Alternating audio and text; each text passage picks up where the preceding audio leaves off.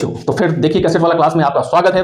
मैं फिर से आपका स्वागत करता हूं इस क्लास में। आज का हमारा टॉपिक है स्नेल्स लॉ को हम प्रूफ कैसे करते हैं। आप सभी को पता है, जो बच्चे नहीं भी जानते हैं उन्हें भी बता देना चाहता हूं कि कोई भी एक मीडियम, इसमें एक लाइट आई और ये आपका नॉर्मल होता है, ये पता है आपको, और यहां से ये बेंड हो गया, ये एंगल आई फॉर्म हुआ, ये एंगल आर फॉर्म हुआ और इसे बोलते हैं नॉर्मल। और जो 10th क्लास में है, 9th क्लास में, वो जानते भी होंगे कि लॉ ऑफ रिफ्रैक्शन में एक लॉ आता है sin I upon sin R equal to refractive index.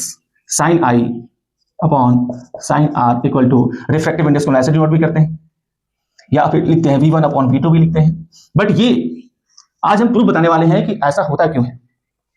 Topic किस कहां गया है प्रूफ करने का? 12th क्लास का। मेरा प्रयास है किसको समझाना? 10th वाले को समझाना, 8th वाले को समझाना, 7th वाले को समझाना। फिर आप देखिए मैं कैसे इसको एक्सप्लेन करता हूं जिससे आप समझ सकते हैं। प्रयास कीजिए समझने का। इसमें एक वर्ड यूज करने वाले हैं, wave front. Wave front, wave front का मतलब क्या होता है? जैसे देखिए, ध्यान दीजिए, जैसे आप सपोज दैट एक वेव है, एक साइकिल से बन रहा है, ये इस पे जो आप टेंजेंट ड्रॉ करते हो, टेंजेंट, यही कहलाता है वेव फ्रंट। क्या कहलाता है? Wave front. टेंजेंट है, इस सर्कल पे क्या है? टेंजेंट। ये सारे वेव्स के फॉर्म है, ये वेव है और इस पे आप टेंजेंट ड्रॉ करोगे तो क्या कहलाएगा? ये वेव फ्रंट।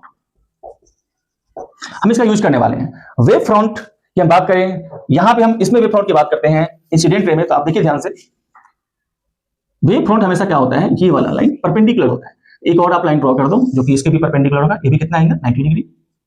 यस, ये 90 डिग्री है। ये वेव फ्रंट है, वेव फ्रंट है। हम इसे प्रूव करने वाले हैं, तो अभी फिलहाल डालते हैं इसको। कैसे प्रूव करेंगे देखिएगा। सबसे पहले इंसिडेंट रे, इस पर हमने डाला क्या? परपेंडिकुलर, और एक और लाइन हमने इंसिडेंट रे ड्रॉ कर दिया। क्योंकि हम ये मान के चल रहे हैं कि ये जहां से ये लाइट आ रही है वो इनफाइनाइट पे है, तो इनफाइनाइट से जो भी लाइट आती है वो कैसा होता है? पैरेलल होता है। तो ये दोनों लाइन क्या है? पैरेलल है। ऐसे ही पता है आपको, ये 90 है, ये 90 है, 180 है, तो ये लाइन कैसा होगा? पैरेलल होगा, राइट। अब देखिए यहां पे क्या होता है, मान के चलिए कि ये मीडियम आपका रेयर मीडियम है और ये मीडियम क्या है? डेंसर मीडियम है। ओके, रेयर से डेंसर में जब जाता है तो क्या होता है? स्पीड कम होता है। ऐसे भी आप देखें, आप जब रोड से आप पानी में जाती है आपकी साइकिल, तो उसकी स्पीड क्या होती है? कम होती है। स्पीड क्या होती है? कम होती है। स्पीड पे इफेक्ट पड़ता है। तो स्पीड पे इफेक्ट पड़ेगा तो उस टाइम में बात करें, पर्टिकुलर टाइम लीजिए टी, तो टी टाइम में इंसिडेंट, बात समझिए, टी टाइम में इंसिडेंट जितना डिस्टेंस ट्रेवल करेगा उससे, उसी टाइम में उससे कम डिस्टेंस किस में होगा? डेंसर मीडियम में होगा। 2 घंटे में सपोज दैट रोड पे आप 5 किलोमीटर चलते हैं और वो 2 किलोमीटर का रोड होगा, स्पीड आपकी मान के चलो कि पानी में क्या होती है? कम होती है, और टाइम क्या लगेगा? उसमें ज्यादा लगेगा। यदि हम सेम टाइम में बात करें तो डिस्टेंस कवर्ड क्या होगा? कम होगा। तो ये जो डिस्टेंस मान के चलिए, मान के चलते हैं ये जो है, ये डिस्टेंस ट्रेवल्ड है। मान के चलो कि इसकी स्पीड v1 है, मीडियम आपका r है, बट हम मीडियम 1 बोलते हैं इसको, m1 और इसको m2, राइट। तो v1 इंटू t1, t लिखते हैं, t1 इसलिए नहीं कि t टाइम हम इंसिडेंट रे के लिए भी यूज करने वाले हैं और रिफ्लेक्टेड रे के लिए भी t टाइम यूज करने वाले हैं। उसी टाइम में incident ray v1 t distance travel करता है। डिस्टेंस इक्वल टू क्या होता है? Speed into time. अब यहां पे देखिए, उसी टाइम में ये यहां पे आपको क्या करना है? एक आपको निकालनी है इसकी क्या? डिस्टेंस निकालनी है। इसमें वेलोसिटी आपको पता है, वेलोसिटी क्या है? पता है, रिलेशन निकालना है आपको। वेलोसिटी पता है तो टाइम में जो होगा ये होगा v2t। तो अब बात आती है कि ये वेव फ्रंट तो आपने ड्रॉ कर लिया, अब दूसरे मीडियम में वेव फ्रंट ड्रॉ कैसे करेंगे?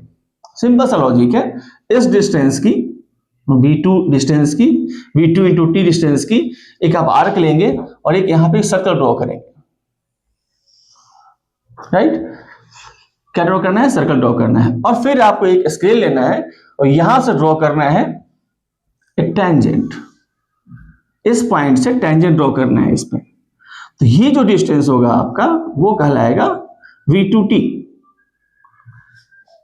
फिर से समझते हैं, इंसिडेंट रे, ये भी इंसिडेंट रे है, पैरेलल इंसिडेंट रे है, क्योंकि हमने सोर्स को क्या एज्यूम कर रखा है? इनफाइनाइट। ये आपका वेव फ्रंट है। वेव फ्रंट हमेशा क्या होता है? परपेंडिकुलर होता है, राइट। फिर यहां भी देखिए ये टेंजेंट है। फिर उसके बाद हमने क्या किया कि हमारे पास v2 स्पीड पता है, v2 इंटू टी कर दिया, जो टाइम दिया हुआ था उससे हमारा क्या निकल गया? डिस्टेंस निकल गया। फिर हमने एक आर्क ड्रॉ किया यहाँ पे, आर्क ड्रॉ करने के बाद इस पॉइंट से हम लोग एक स्केल रखेंगे और ड्रॉ करेंगे टेंजेंट। क्या ड्रॉ करेंगे? टेंजेंट। ड्रॉ हो गया। अब यहां पे देखिए, यहां पे ये डिस्टेंस इससे थोड़ा सा कम होगा, इसमें सेम लग रहा है बट इससे थोड़ा सा कम होगा डिस्टेंस। तो आप अब एंगल की बात करते हैं। ये आई है और ये पूरा क्या है आपका? ये पूरा आपका 90। क्या है? 90 एंगल आई। तो ये बताइए ये एंगल कितना होगा? ये एंगल क्या होगा? आप खुद बताओ। ये पूरा 90 है तो ये होगा 90 माइनस आई, और ये पूरा 90 है तो ये क्या हो जाएगा? आई। आर पे बात करते हैं, ये कितना होगा? 90 माइनस आर, और ये आपका 90 ऑलरेडी है तो ये कितना एंगल हो जाएगा? आर। नाम दे दी O A B C. Okay, हमें प्रूफ क्या करना है? Sine I upon sine R. Sine theta equal to क्या होता है? Perpendicular upon hypotenuse. इस एंगल के लिए यहां पे एंगल कितना है? 90। इस एंगल के लिए ये क्या कहलाएगा? परपेंडिकुलर। मतलब परपेंडिकुलर का ये मतलब क्या है? Distance A B. A B को हम लोग क्या लिख सकते हैं? V1t। और साइन आर पे देखिए, फोकस कीजिए। साइन आर इक्वल टू फिर P अपॉन H। ये 90 डिग्री है, इसके सामने साइड H ये हो जाएगा। तो इसको आप पहले OB लिख दो इसको। ठीक है। साइन आर के बारे में देखिए। साइन आर क्या लिखेंगे? P मतलब V2